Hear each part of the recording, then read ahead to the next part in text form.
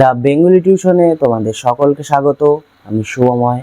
আজ তোমাদের যে নতুন একটি চ্যাপ্টার শুরু করছিলাম, 3টি ভাগে বিভক্ত করে এই চ্যাপ্টারের ভিডিওগুলি আমি আপলোড করতে চেয়েছিলাম, সেটির আজকে দ্বিতীয় ভাগ নিয়ে আলোচনা করব। চ্যাপ্টারটির নাম হলো মধ্যযুগের বাংলা সমাজ ও সাহিত্যের প্রধান ধারা। চলো তাহলে দেখে নেওয়া যাক পরবর্তী দ্বিতীয় যে অংশটি আমি করেছি ভিডিও সেটি। এবার আমরা মঙ্গল কাব্য ব্যাপারটি নিয়ে আলোচনা করব। আগে মঙ্গল কাব্য বিষয়টি তোমাদের বুঝিয়ে দেব, তারপর মঙ্গল কাব্যের যে কয়েকটি ভাগ রয়েছে সেই ভাগগুলো নিয়ে আমরা এক এক করে আলোচনা করব। ত্রয়োদশ শতাব্দী থেকে অষ্টাদশ শতাব্দীর কবি ভারতচন্দ্রের কাল পর্যন্ত যে সমস্ত আখ্যান কাব্যে হিন্দু দেবদেবীর মাহাত্ম্য বর্ণনা করা হয়েছে এবং যেসব কাব্য পড়লে বা শুনলে মানুষের মঙ্গল হয়, তাকেই আমরা বলে থাকি মঙ্গল কাব্য। মঙ্গল কাব্য নামকরণের ব্যাপারে অনেক মুনি অনেক মত দিয়েছিল। সেই মতগুলি দু একটি আমরা দেখে নেই। এই ধরনের কাব্যগুলি এক মঙ্গলবারে পাঠ করা শুরু হতো এবং পরবর্তী মঙ্গলবারে পাঠ শেষ করা হতো। এজন্য এই ধরনের কাব্যকে মঙ্গল কাব্য বলা হয়ে থাকে, এটা অনেকে মনে করেন। আবার অনেকে মনে করে থাকেন দেবদেবীর মাহাত্ম্য প্রচার করা এই ধরনের আখ্যান কাব্যগুলির মূল উদ্দেশ্য, তাই এই আখ্যান কাব্যগুলির নাম হলো মঙ্গল কাব্য। আবার অনেকে মনে করেন মঙ্গল নামক এক অসুর নিধনের উৎসব উপলক্ষে এই গীতিগুলি গাওয়া হয়েছিল বলে একে বলা হয় মঙ্গল কাব্য। যাই হোক, বহু মতভেদ থাকবেই। আমাদের এবার সামনের দিকে এগিয়ে যেতে হবে। প্রতিটি মঙ্গল কাব্যই দুটো ভাগে বিভক্ত, দেবখণ্ড ও নরখণ্ড। দেবখণ্ডে সাধারণত দেখানো হয়ে থাকে কোনো দেব বা দেবীর মর্তে পূজা প্রচার করার উপলক্ষে কোনো রাজপুত্র বা দেবপুত্রকে ছলে বলে কৌশলে অভিশাপ দিয়ে তাকে মর্তে পাঠানো হতো।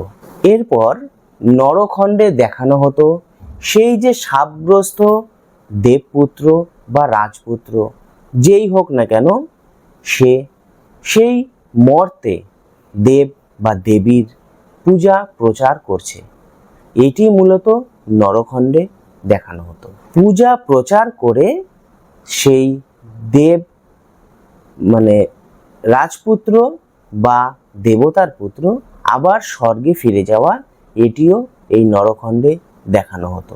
এই মঙ্গল কাব্যে বেশ কয়েকটি বৈশিষ্ট্য আমরা লক্ষ্য করতে পারি, যেমন মঙ্গল কাব্যের নায়ক নায়িকারা স্বর্গভ্রষ্ট হয়ে মর্তে আগমন করে। এই মঙ্গল কাব্যে গণেশ দেবতার বর্ণনা, পিতামাতার বর্ণনা, পঞ্চদেবতার বর্ণনা ইত্যাদি লক্ষ্য করা যায়। 12 মাসের কাহিনী বর্ণনা থাকে এই মঙ্গল কাব্যগুলোতে, তাই একে বলা হয় 12 মাসা। মঙ্গল কাব্যে দেবদেবীগণ ভক্তের মাধ্যমে মর্তে পূজা প্রচার করে থাকেন। প্রতিটি মঙ্গল কাব্যে 34 বা 34টি ব্যঞ্জন বর্ণের, প্রতিটি বর্ণের মাধ্যমে প্রতিটি চরণের শুরু হতো। এই 34 মাধ্যমেই দেবদেবীর মাহাত্ম্য বর্ণনা করা হতো। এবার তোমাদের মঙ্গল কাব্যের কয়েকটি ভাগ নিয়ে আমি আলোচনা করব। ভাগগুলি হলো চণ্ডীমঙ্গল, অন্নদামঙ্গল, ধর্মমঙ্গল এবং মনসামঙ্গল। এই কয়েকটি ভাগ নিয়ে পরপর আলোচনা করব।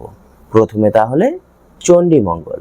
তাহলে চলো চণ্ডীমঙ্গল সম্পর্কে আমরা কিছু জেনে নেই। চণ্ডীমঙ্গল কাব্যের আদি কবি হলেন মানিক দত্ত। তবে চণ্ডীমঙ্গল কাব্যে আরও বেশ কয়েকটি উল্লেখযোগ্য কবিদের নাম আমরা পেয়ে থাকি। সেগুলি হলো দ্বিজ মাধব, মুকুন্দ চক্রবর্তী, দ্বিজ রামদেব প্রভৃতি। চণ্ডীমঙ্গলের শ্রেষ্ঠ কবি হল মুকুন্দ চক্রবর্তী। তাকে কবি কঙ্কন উপাধি দেওয়া হয়েছিল। মুকুন্দ চক্রবর্তীদের 7 পুরুষের বাসস্থান ছিল বর্ধমান জেলার রায়না থানার অন্তর্গত দামুন্না গ্রামে।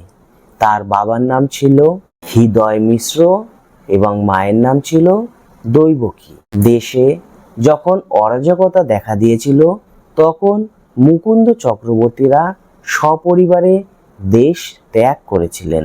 পথে দেখা যায় দস্যুরা তাদের সর্বস্ব লুট করে নিয়েছিল। খিদা ও তৃষ্ণায় যখন কাতর মুকুন্দ চক্রবর্তীরা, তখন দেবী তাদের স্বপ্নে এসে দেখা দেয় এবং চণ্ডীমঙ্গল লিখতে আদেশ দেন। তারপর তিনি বাঁকুড়া রায়ের আশ্রয় লাভ করেছিলেন। বাঁকুড়া রায়ের মৃত্যুর পর রঘুনাথ রায় তাকে চণ্ডীমঙ্গল লেখার বা রচনা করার আদেশ দিয়েছিলেন। তার কাব্য 2টি ধারায় বিভক্ত ছিল, বণিক খণ্ড ও আক্ষেটিক খণ্ড। আক্ষেটিক খণ্ডে আমরা দেখতে পাই ফুল্লরা ও কালকেতুর কাহিনী এবং বণিক খণ্ডে আমরা দেখতে পাই ধনপতি, সদাগর, শ্রীমন্ত, খুল্লনা, লহনার কাহিনী। এটা হলো চণ্ডীমঙ্গলের সামান্য বিষয়বস্তু বা সামান্য আলোচনা। এবার আমরা ধর্মমঙ্গল কাব্য নিয়ে একটু আলোচনা করে নেব। মঙ্গল কাব্য ধারায় একটি উল্লেখযোগ্য শাখার নাম হলো ধর্মমঙ্গল কাব্য। এই কাব্যে ধর্ম ঠাকুরের মাহাত্ম্য বর্ণনা করা হয়েছে। ধর্মমঙ্গল ধারার আদি কবি হলেন ময়ূর ভট্ট। এছাড়াও আমরা আরও কয়েকটি কবিদের নাম পেয়ে থাকি। তার মধ্যে উল্লেখযোগ্য হলেন রূপরাম চক্রবর্তী, ঘনরাম চক্রবর্তী, ধর্মদাস বৈদ্য, বিশ্বনাথ দাস প্রভৃতি উল্লেখযোগ্য। দেখো, বর্ধমান, বীরভূম, বাঁকুড়া, মেদিনীপুর প্রভৃতি রাঢ় অঞ্চলকে কেন্দ্র করেই এই ধর্মমঙ্গল কাব্য গড়ে উঠেছিল। তাই অনেকে এই ধর্মমঙ্গল কাব্যকে রাঢ়ের জাতীয় কাব্য বলেই স্বীকার করে নিয়েছেন। ধর্মমঙ্গল কাব্য সম্পর্কে এবার আমি একটু বলে নেব, বা তার যে বিষয়বস্তু সেটি সম্পর্কে একটু বলে নেই। গৌড়ের রাজা নিজের শ্যালিকা রঞ্জাবতীর সঙ্গে বিপত্নিক সামন্ত রাজা কর্ণসেনের বিবাহ দিয়েছিলেন, কিন্তু রঞ্জাবতীর দাদা মহামদ এই বিয়ে কিছুতেই মেনে নিতে পারেনি। ধর্ম ঠাকুরের কৃপায় রঞ্জাবতী একটি পুত্র সন্তান লাভ করেছিল এবং তার নাম রাখা হয়েছিল লাউসেন। কিন্তু মহামদকে দেখা যায় তখনও সে তাদের বিবাহ এবং তার যে ভাগ্নে লাউসেন তাকে কোনো মতেই মেনে নিতে পারেনি। তাই সে লাউসেনকে বিপদে ফেলার জন্য বা বিপদগ্রস্ত করার জন্য বারবার ঝুঁকিপূর্ণ যুদ্ধে পাঠানোর ব্যবস্থা করেন। কিন্তু লাউসেনের কৃপা সব সময়, মানে লাউসেনের মাথায় সব সময় ধর্ম ঠাকুরের কৃপা থাকতো। তাই তিনি বিভিন্ন জটিল জটিল যুদ্ধেও জয়লাভ করে ফিরে এসেছেন। একবার দেখা যায় ধর্ম ঠাকুরের কৃপায় নিহত হয়েছিল ইছাই ঘোষ। তারপরেও মহামদ সন্দেহ প্রকাশ করেছিল লাউসেনের উপর এবং লাউসেনকে বলেছিল, তুমি যদি সত্যি সত্যি ধর্ম ঠাকুরের কৃপাধন্য হও তাহলে সূর্যকে পশ্চিম দিকে উদয় করে দেখাও। মহামদের কথা মতো হাকন্দ নামক একটি জায়গায় লাউসেন এই কাজটি করেও দেখিয়েছিলেন। এরপর দেখা যায় যখন লাউসেন তপস্যা করছিলেন, মহামদ তখন ময়নাগড় আক্রমণ করেছিল। সেখানে নিহত হয়েছিলেন কালুডোম এবং লাউসেনের প্রথম স্ত্রী, যার নাম ছিল কলিঙ্গা। এরপর লাউসেনকে আমরা ভেঙে পড়তে দেখি এবং সে আবার ধর্ম ঠাকুরের স্তব শুরু করেছিল এবং মৃত ব্যক্তিদের তিনি কোনরূপভাবে বাঁচিয়ে তুলেছিলেন। এদিকে মহাম্মদ যে পাপ কার্য করেছিল তার জন্য তার কুষ্ঠরোগ হয়েছিল, কিন্তু লাউসেনকে দেখা যায় সে ধর্ম ঠাকুরের কাছে প্রার্থনা করে মহম্মদকে আবার সারিয়ে তুলেছিল। এইভাবে ধর্ম ঠাকুরের পূজা রাঢ় অঞ্চলে প্রচার পেয়েছিল। এরপর দেখা যায় লাউসেন তার রাজ্যভার তার পুত্রকে অর্পণ করে তিনি স্বর্গে আরোহণ করেছিলেন। ধর্মমঙ্গলের সর্বাধিক প্রচারিত ও শ্রেষ্ঠ কবির নাম হল ঘনরাম চক্রবর্তী। তার প্রতিভায় মুগ্ধ হয়ে বর্ধমানের রাজা তাকে কবিরত্ন উপাধি দিয়েছিল। এবার আমরা আসব অন্নদামঙ্গলের বিষয়বস্তু আলোচনায় বা অন্নদামঙ্গল নিয়ে সামান্য আলোচনায়। মঙ্গল কাব্যধারার অনবদ্য এক সৃষ্টি হলো এই অন্নদামঙ্গল কাব্য। অষ্টাদশ শতকে কবি ভারতচন্দ্র এই অন্নদামঙ্গল কাব্যটি রচনা করেছিলেন। মহারাজা কৃষ্ণচন্দ্রের পৃষ্ঠপোষকতায় ভারতচন্দ্র এই অন্নদামঙ্গল কাব্যটি রচনা করেছিলেন। হুগলির ভূসুট পরগনার অন্তর্গত পেরো গ্রামে আনুমানিক 1712 খ্রিস্টাব্দে তার জন্ম হয়েছিল। তার বাবার নাম ছিল নরেন্দ্র নারায়ণ রায় এবং তার মায়ের নাম ছিল ভবানী দেবী। তার প্রথম জীবন কেটেছিল নানা বাধা বিপত্তির মধ্যে দিয়ে এবং নানা জায়গায় ভ্রমণ করে। অবশেষে ফরাসডাঙ্গার দেওয়ান ইন্দ্রনারায়ণ চৌধুরীর মধ্যস্থতায় তিনি রাজা কৃষ্ণচন্দ্রের সভাকবি হয়েছিলেন। রাজা কৃষ্ণচন্দ্র তাকে রায়গুণাকর উপাধি দিয়েছিলেন। তার অন্নদামঙ্গল কাব্যটি 3টি অংশে বিভক্ত ছিল। সেগুলি হল হরিহরের কাহিনী, বিদ্যাসুন্দরের কাহিনী এবং মানসিংহের কাহিনী। কবি ভারতচন্দ্রকেই মধ্যযুগের শেষ কবি হিসাবে আমরা ধরে নিতে পারি।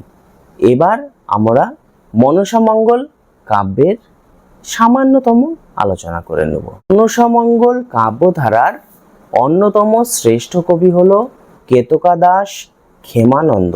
কেতকা বা মনসার দাস হিসাবে কবি নিজেকে প্রকাশ করেছিলেন। তার জন্ম হয়েছিল কাথরা গ্রামে 1638 থেকে 39 খ্রিস্টাব্দের মধ্যে। কেতকা দাস ক্ষেমানন্দ তার কাব্যটি রচনা করেছিলেন। রচনা হওয়ার সঙ্গে সঙ্গে তার কাব্যটি ভীষণ জনপ্রিয়তা লাভ করেছিল। মনসা মঙ্গল কাব্যে সর্পদেবী মনসার যে মাহাত্ম্য তা প্রচার করা হয়েছিল। কেতকা দাস ছাড়াও হরিদত্ত, নারায়ণ দেব, বিজয়গুপ্ত, বিপ্রদাস পিপলাই প্রভৃতি ছিল মনসামঙ্গল কাব্যের উল্লেখযোগ্য কবি। দেখো, এতগুলি যে আমি আলোচনা করলাম, এই সবগুলি নিয়ে হলো আমাদের মঙ্গল কাব্য। এবং এরপরে আমরা যে পাঠটিতে ঢুকব সেটি হচ্ছে অনুবাদ সাহিত্য। তার আগে এই মঙ্গল কাব্যের এমসিকিউ কয়েকটি প্রশ্ন উত্তর আমরা দেখে নেব, তারপরেই আমরা অনুবাদে ঢুকব। মঙ্গল কাব্যগুলিতে চৌতিসা বলতে বোঝায়। অপশনগুলি হলো দেববন্দনা, বর্ণানুক্রমিক 34 অক্ষরের দেব বর্ণনা, বর্ণানুক্রমিক 34 অক্ষরের বন্দনা। সঠিক উত্তর বর্ণানুক্রমিক 34 অক্ষরে দেব বন্দনা। মঙ্গল কাব্যের মঙ্গল শব্দটি যে অর্থে ব্যবহৃত হয়েছে, অপশনগুলি হলো শুভ বা কল্যাণ, স্থিরতা, শান্ত। সঠিক উত্তর শুভ বা কল্যাণ। চাঁদ সদাগর যে নগরীর বিত্তশালী বণিক ছিলেন, অপশনগুলি হলো, প্রথম অপশনটি ওঠেনি, সেকেন্ড অপশন গুজরাট, শ্যামদেশ এবং প্রথম অপশনটি হবে চম্পক। সঠিক উত্তর চম্পক। চাঁদ সদাগর যে নগরীর বিত্তশালী বণিক ছিলেন? অপশনগুলি হল চম্পক, গুজরাট, শ্যামদেশ। সঠিক উত্তর চম্পক। মনসা মঙ্গলের ধারা হল? অপশনগুলি হল পূর্ববঙ্গ, উত্তরবঙ্গ বা কামরূপ, সবগুলি। সঠিক উত্তর সবগুলি। মনসামঙ্গল কাব্যের সর্বাধিক প্রচারিত কবি হলেন? অপশনগুলি হল বিজয়গুপ্ত, নারায়ণ দেব, বিপ্রদাস পিপলাই। সঠিক উত্তর বিজয়গুপ্ত। কেতকা দাসের কাব্য পূর্ববঙ্গে যে নামে প্রচলিত ছিল? অপশনগুলি হল ক্ষেমাঙ্গরী, ক্ষেমানন্দ, ক্ষেমানন্দী। সঠিক উত্তর ক্ষেমানন্দী। কবি কেতকা দাসের পিতার নাম? অপশনগুলি হল শঙ্কর মৈত্র, শঙ্কর মণ্ডল, শঙ্কর দত্ত। সঠিক উত্তর শঙ্কর মণ্ডল। গঠনগত দিক দিয়ে মঙ্গল কাব্যের যতগুলি বিভাগ রয়েছে? অপশনগুলি হল 2টি, 3টি, 4টি। সঠিক উত্তর 4টি। প্রায় প্রত্যেক মঙ্গল কাব্যের সাধারণ বৈশিষ্ট্য হল? অপশনগুলি হল দেবখণ্ড, নরখণ্ড, সবগুলি। সঠিক উত্তর সবগুলি। মঙ্গল কাব্যের সূচনা হয়েছিল? অপশনগুলি হল তুর্কি আক্রমণের সময়, তুর্কি আক্রমণের আগে থেকে, তুর্কি আক্রমণের পর থেকে। সঠিক উত্তর তুর্কি আক্রমণের পর থেকে। মনসামঙ্গল কাব্যের নায়ক হলেন? অপশনগুলি হল চাঁদ সদাগর, জালু, লক্ষিন্দর। সঠিক উত্তর চাঁদ সদাগর। চাঁদ সদাগর যে দেবতার উপাসক ছিলেন? অপশনগুলি হল শিব, বিষ্ণু, ব্রহ্মা। সঠিক উত্তর শিব। চাঁদের যতগুলি পুত্র ছিল? অপশনগুলি হল 5টি, 6টি, 7টি। সঠিক উত্তর 7টি। মনসা মঙ্গলের আদি কবি হলেন? অপশনগুলি হল বিজয়গুপ্ত, নারায়ণ দেব, কানাহরি দত্ত। সঠিক উত্তর কানাহরি দত্ত। যে কবির কোনো নির্ভরযোগ্য পুঁথি আবিষ্কৃত হয়নি? অপশনগুলি হল বিজয়গুপ্ত, নারায়ণ দেব, কানাহরি দত্ত। সঠিক উত্তর কানাহরি দত্ত। বিপ্রদাসের কাব্য যতগুলি পালায় বিভক্ত? অপশনগুলি হল 7টি, 13টি, 12টি। সঠিক উত্তর 13টি।